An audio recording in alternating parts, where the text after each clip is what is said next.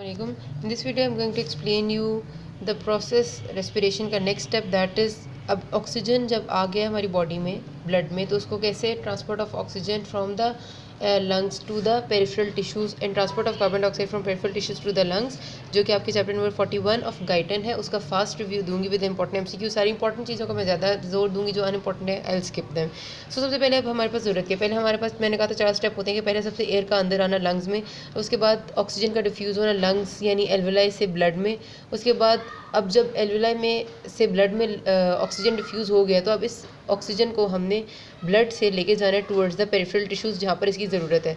तो ये सारा प्रोसेस अभी हम देखते हैं कैसे होता है। पहली बात तो ये कि इसके लिए आपको सब ये पता होना चाहिए जनरल रूल कि हमेशा चीज़ हाई प्रेशर से लो प्रेशर पे मूव करती है। इसी तरह सेम यही लंग्स, ऑक्सीजन, कार्बन डाइऑक्साइड, कोई भी गैस है, जो भी गैस होगी अक्रॉस अ मेम्ब्रेन, जब उसने मूव करने जिधर प्रेशर उसका है होगा उधर से वो मूव करेगी जिधर प्रेशर उसका लो होगा। दूसरी बात आपने याद रखनी है कि कार्बन डाइऑक्साइड जो है वो 20 टाइम्स ज़्यादा diffusible as compare to oxygen, यानी ये 20 दफ़ा तेज़ डिफ्यूज़ करती है carbon dioxide as compare to the oxygen in the body. तीसरी बात ये हमें देखनी है कि सबसे पहले देखते हैं कि ऑक्सीजन कैसे डिफ्यूज़ होता है हमारी पल्मोनरी कैपिलरीज से ब्लड में। ओके, तो होता ही है कि हमारे पास जो पार्शियल प्रेशर होता है एल्वेलाई में, ठीक है, क्योंकि अब हमारे सबसे पहले लंग्स में देखते हैं।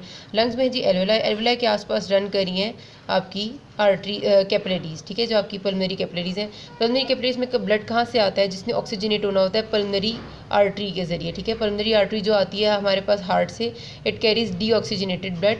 डीऑक्सीजनेटेड ब्लड में जो ऑक्सीजन है उसका पार्शियल प्रेशर होता है 40 मिलीमीटर ऑफ मर्करी, ठीक है।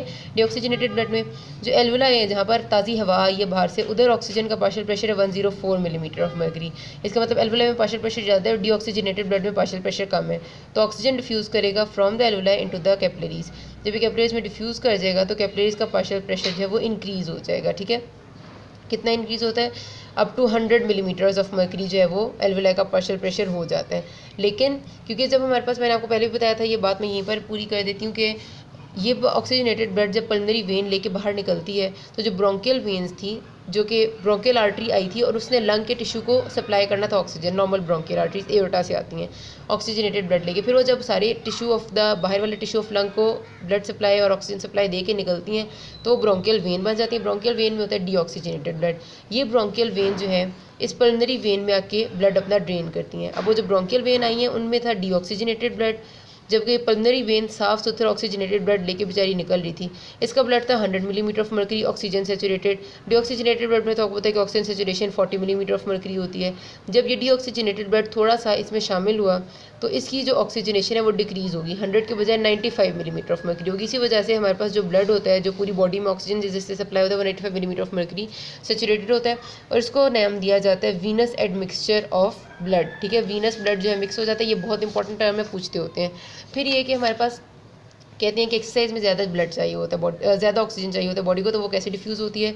हमारे पास होता है कि एक तो एक्सरसाइज में ब्लड सप्लाई जो है वो इंक्रीज़ हो जाती है, सारी डोमेंट कैपिलरीज जो पहले बंद थी वो खुल जाती हैं, यानी ज़्यादा कैपिलरीज होती हैं, उस वजह से ज़्यादा सर्फेस एरिया होता है, ज़्यादा ऑक्सीजन डिफ्यूजन हो जाती है। दूसरी बात ये कि हमारे पास टाइम स्पैन जो ब्लड रहता है कैपिलरीज में वो भी ड्यूरिंग एक्सरसाइज कम हो जाता है। अब एक तो हमारे पास हमें ज़्यादा ऑक्सीजनेशन चाहिए, ऊपर से जो ब्लड रह रहा है कैपिलरीज में, पल्मोनरी कैपिलरीज में, वो और कम टाइम रहेगा, तो कैसे फिर ऑक्सीजनेशन होगी।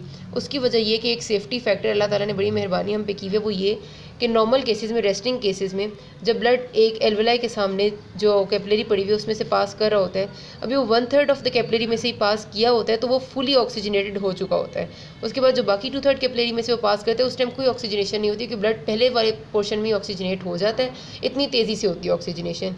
इसीलिए जब एक्सरसाइज होती है तो सपोज़ पहले नॉर्मल, अगर पहले ये होता था कि 15 सेकेंड लगाता था ये एक एल्वेलाई के गिर्द गुजरने में, एक्सरसाइज में 5 सेकेंड में इसने गुजरना होता है, यानी इसके पास 1/3 टाइम है, लेकिन ऑक्सीजनेशन तो उस 1/3 टाइम में ही हो रही थी, इसी वजह से ऑक्सीजनेशन में कमी नहीं आती। तो ये बड़ी इंपॉर्टेंट बात होगी हमारे पास। फिर ये कि ऑक्सीजन इधर से आ गया, अब उसने पेरिफेरल एरियाज़ में जाना है।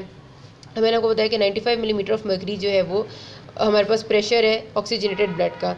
अब इसने जाना टिश्यू में, टिश्यू यहाँ पर पड़ा हुआ है, इसके साथ आस पास है इंटरस्टिशियल फ्लूइड। इंटरस्टिशियल फ्लूइड में जो पार्शियल प्रेशर ऑफ ऑक्सीजन है it is equal to 40 millimetre of mercury.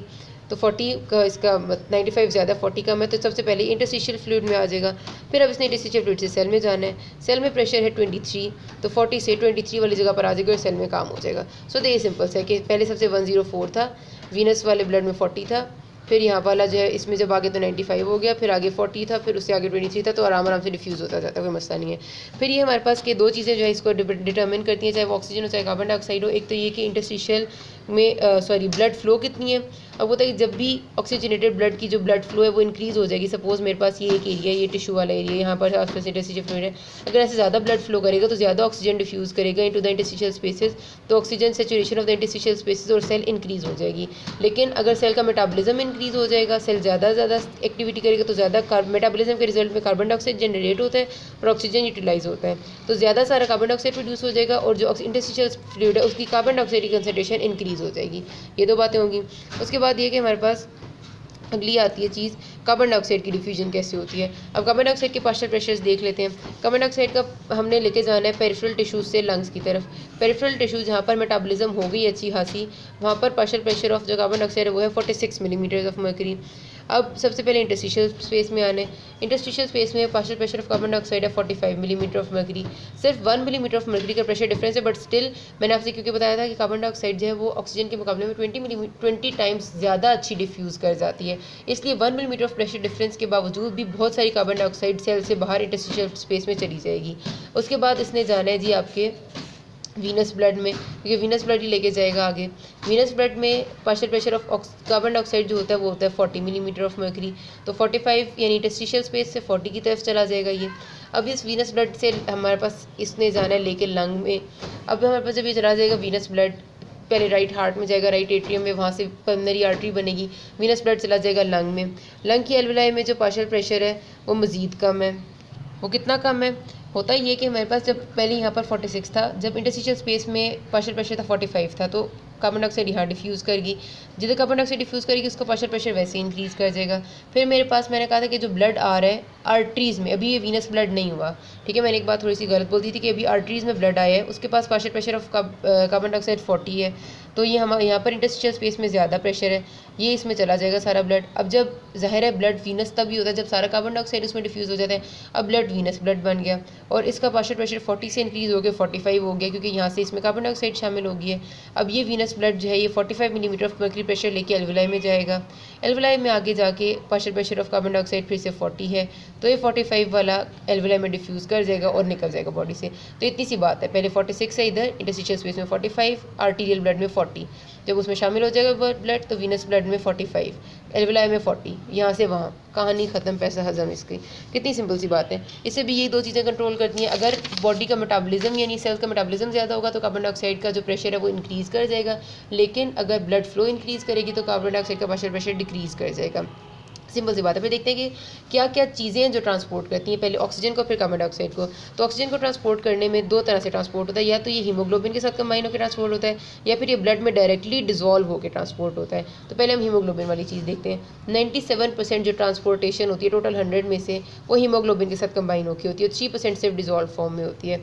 Haemoglobin आपको पता है कि एक मॉलिक्यूल है जो ऑक्सीजन को कैरी करता है, इसके सेंटर में आयरन का आयन होता है जिसने ऑक्सीजन को कंबाइन करना होता है, लेकिन वो रिवर्सिबली कंबाइन करता है, यानी कि आराम से उतार भी सकता है, ये नहीं होता कि पक्का इसे अपने साथ कंबाइन कर ले। फिर हमारे पास हम देखते ये हैं कि ऑक्सीजन हीमोग्लोबिन से जो सेचुरेशन डिसोसिएशन कर्व एक हम बनाते हैं, वो ये शो करता है हमारे पास कि कितना प्रेशर ऑफ ऑक्सीजन जो है वो ब्लड में इंक्रीज़ कर रहा है, तो कितना हीमोग्लोबिन सेचुरेट होता जा रहा है। मैं उसको आपको डायग्राम से दिखाती हूँ कि जैसे जैसे ब्लड में partial pressure of oxygen increase करता जाएगा, यानी कि अब हमने ये करना है ना, हमने देखना है कि लंग्स में से जो हमारी पेरिफेरल टिश्यूज़ है वहाँ पर हमने ऑक्सीजन लाना है, वो किस मैकेनिज्म से आएगा, हीमोग्लोबिन से आएगा।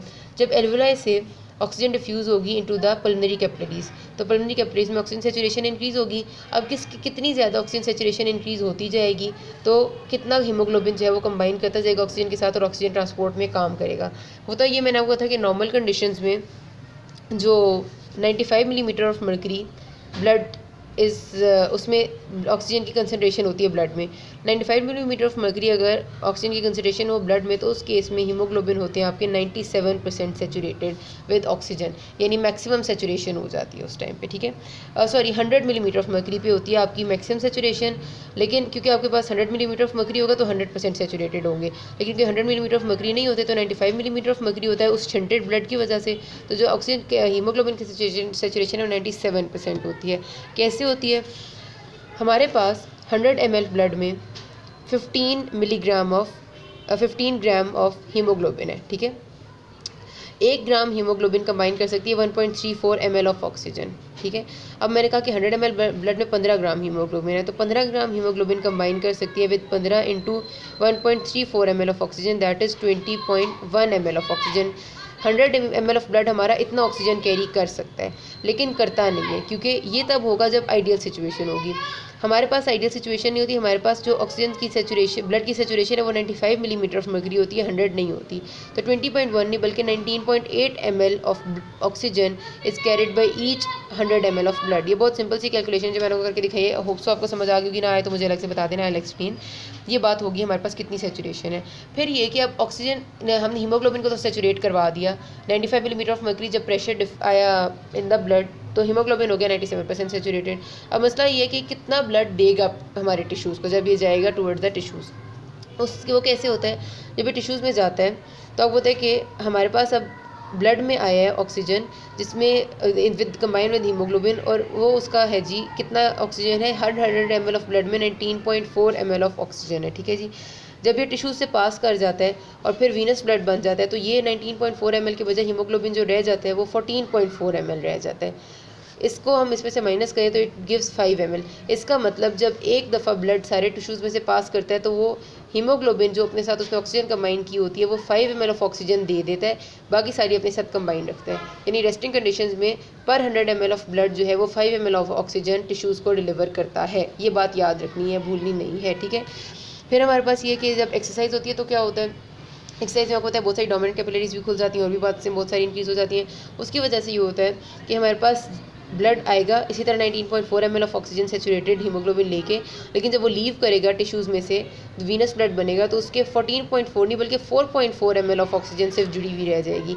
यानी 15 ml ऑफ ऑक्सीजन एक्सरसाइज के केस में दे दी जाती है टू द टिश्यूज़, क्योंकि ज़रूरत ज़्यादा होती है। तो कितना ज़्यादा एक्सरसाइज में टिश्यूज़ में ऑक्सीजन मिल जाती है हम लोग को, उसकी वजह ये होती है कि ऑक्सीजन किसी भी चीज़ की डिफ्यूजन डिपेंड करती है कि उसका पार्शियल प्रेशर का डिफरेंस कितना है। हमारी एक्सरसाइज में कार्बन डाइऑक्साइड बहुत ज़्यादा बन जाती है, ऑक्सीजन ज़्यादा यूटिलाइज हो जाती है, पार्शियल प्रेशर का डिफरेंस ज़्यादा आ जाता है तो ज़्यादा डिफ्यूजन हो जाती है, ठीक हो गया जी।